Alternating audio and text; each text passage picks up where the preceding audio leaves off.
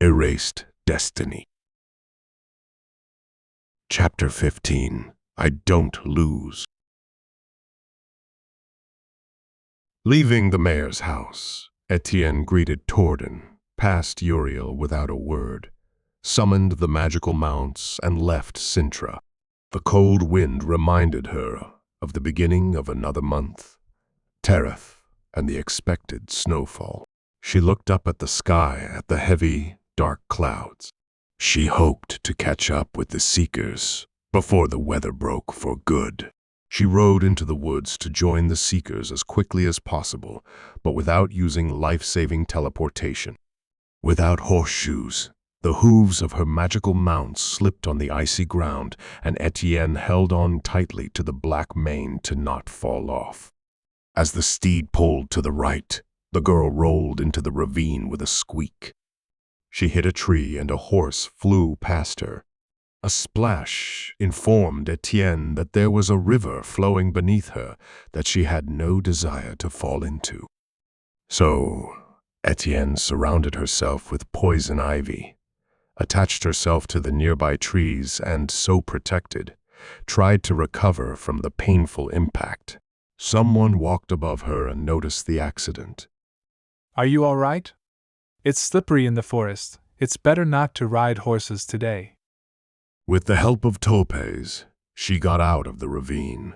Her head was humming, but she was not severely injured, so after a short rest, she decided to continue the chase.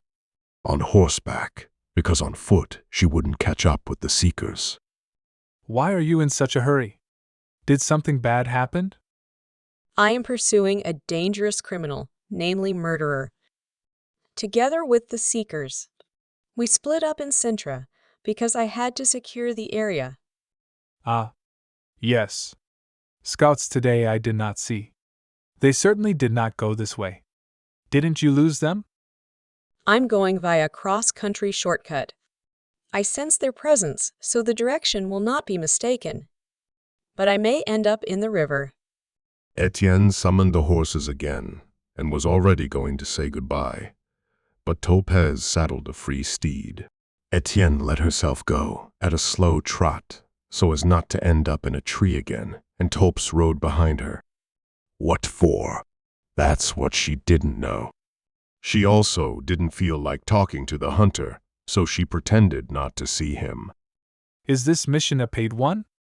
I'm looking for extra income, so if my help is worth even a few coppers, I'll escort you to the scouts. I can also shoot the wanted criminal." "I give 2 silvers if you help me survive that pursuit. I am sure you know the place better than me. This is the direction we should follow. I am sorry that because of Zuzu's decree, you can't earn money on furs, but you had got 20 silvers on human traffickers. It should be enough to make up for the loss." "Pilas teleported the boy with broken leg to the palace for free, upon your request. But he wasn't considerate enough to teleport the father as well. I paid for him, as he had lost everything to the bandits. Bandits you stripped. You could at least give the man back what was his own." "Of course. I have never intended to make profit on someone's harm. If only he said how much he had on him before he was robbed. Let me think for a moment. I saw memories of the leader of those bandits. She took his coins. She looked at them for a moment. There were only coppers. I am not sure about the quantity, but it looked like 10 coins. 12, maybe. Please, take them." They entered the road connecting the nearby villages and followed it, because the direction more or less coincided with the location of the Seekers, and it allowed faster and safer movement. They didn't talk. Topaz was angry with Marigold for her meddling and also his own soft heart, which brought Lena's rightful wrath upon him. Etien, for her part, was concentrating on the Seekers, who had suddenly slowed down considerably. After an hour and a half, Etien and Topaz found the Seekers, apparently waiting for them. 4 guys were standing on a field, close to the road, and eating sandwiches. Etien asked about Jared, and the answer disappointed her greatly again. The tunnel ended in the forest, near Sintra. On the surface, we found the trail and arrived here. We have been waiting for you. Excuse me? Do you want me to turn into death again and show you the way? The seekers looked at each other. It was clear that this was what they had expected, but saying the request directly made them uncomfortable. They couldn't handle an investigation that was far beyond their capabilities and certainly deserved a higher rank. One at worst. It required an experienced tracker or analyst, not 5 random youngsters, recently appointed and mainly engaged in policing the surrounding farms. Where did the trail end? Topes dismounted from his horse. He looked carefully at the traces left behind, walked around the road from all sides. They went there. We need to watch the roadside. Heavy boots leave good tracks, but now the ground has hardened and it may be more difficult. Etien looked at her forearm, which bore the curse symbol. She had the spells of the 4 elements, 3.5. Because she hardly used water, she could do more than just follow the seekers. Summoning the fire wolf. It tracks worse than the ice one, but it's still a wolf. Well, almost. I usually used it to keep watch, or as a portable heater. The seekers tried to keep up with the riders, but on the paved road they were unable to.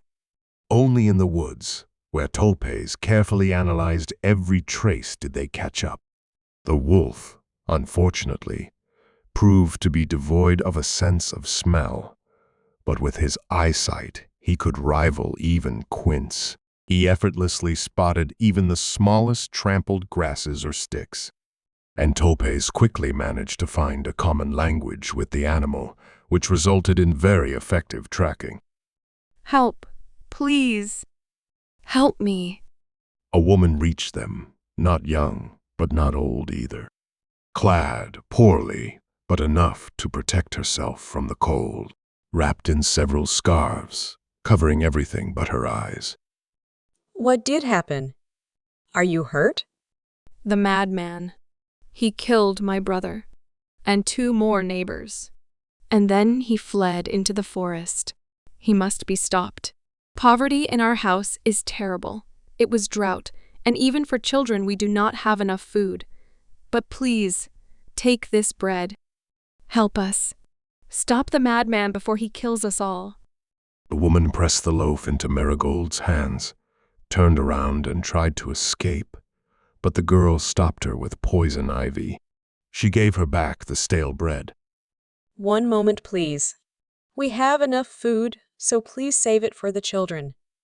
Do you know this madman? Is he someone from here?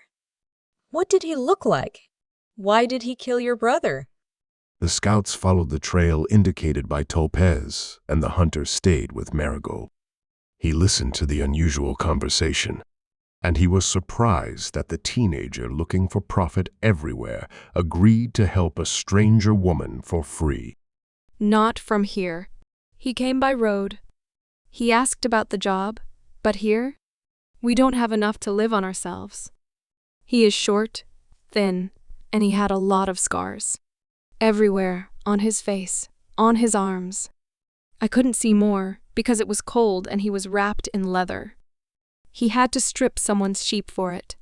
My brother was talking to him. Suddenly a scream. I run into the barn and found there 3 cold bodies. I understand. Please, go home.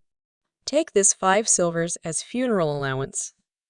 Write a letter to the Lady of the Crystal Palace, describing the state of natural disaster, namely drought.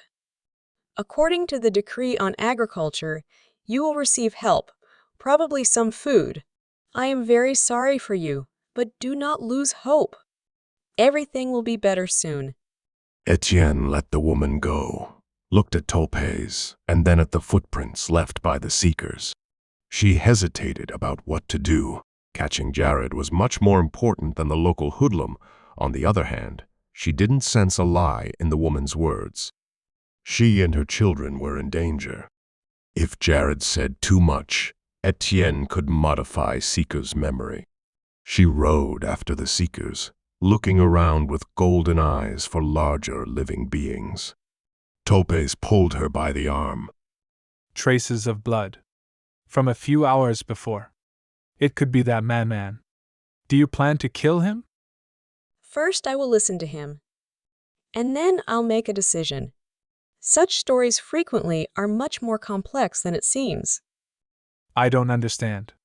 You helped that woman for free. Gave her money. Now you want to listen to murderer's story. Why didn't you do the same for the family from Bandit's camp? I simply follow the code. If Poisoned Woman could speak, I would listen to her as well. Now, it is not time for such discussions, but if you want, we can talk about it later. Topes wanted to say that it wasn't the Poisoned Woman's fault that she couldn't speak up for herself, defend her good name, or at least explain her motives. Marigold decided to not help her, because she assumed that her tormentors were right.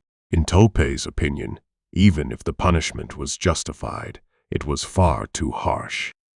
There was a wounded man sitting on a fallen tree, who fit the description of the lamenting villager. The only thing that pleased Etien was the absence of the seekers. She hoped that the guys were continuing their search for Jared and not wasting time on another meal. What did happen? Are you injured? Do you need help? A nasty wound from the pitchfork. I probably won't live to see tomorrow, so at least I'll warn you travelers. Do not stop in the village just outside the forest. It's best to stop nowhere in the area, because people are hostile. I'm a healer and I'll help you. Can you tell me what happened to you? The man, feeling his strength returning, thanked the girl from the bottom of his heart. He raised his head to look at his saviors. Topes' outfit, he skimmed with a sad smile. At Marigold, he was almost afraid to look. He figured out she was a wealthy heiress, a scholar, traveling surrounded by guards. Gray hair was spilling out from under his hood, and his face was indeed covered with scars.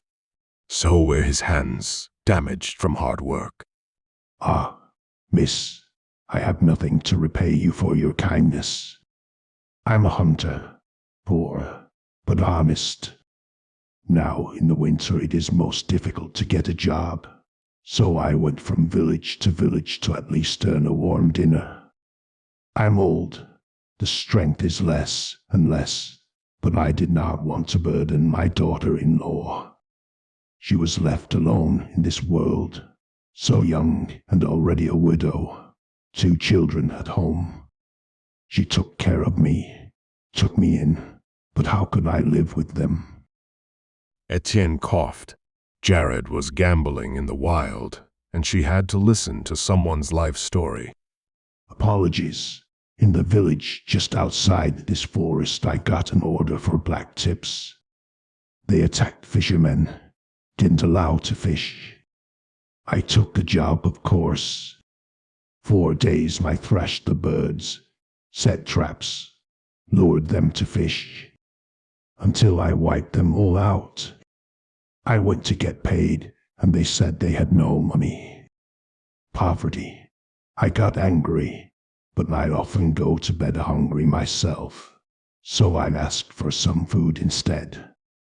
Marigold thought that Cyril may not have been the best neighbor, but he did not condemn anyone to starvation.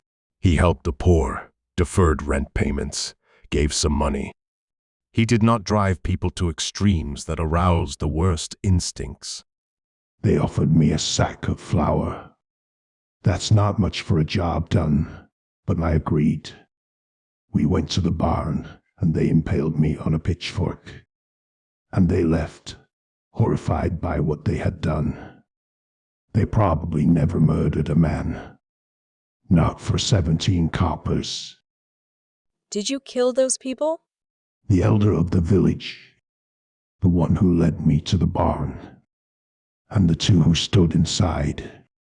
One stabbed me, the other watched to make sure no one came near. I shot them with a bow, They suffered less than I did because of that damn pitchfork. Etien tried to recall the code. Previously, whenever she passed a judgment, the crystal informed her of all the legal nuances and suggested the extent of the punishment. Left on her own, the woman struggled to remember the decrees she had issued, and Jared may have been murdering innocent people. She clenched her hands into fists. She counted 17 coins from her purse and handed them to the hunter. Go home.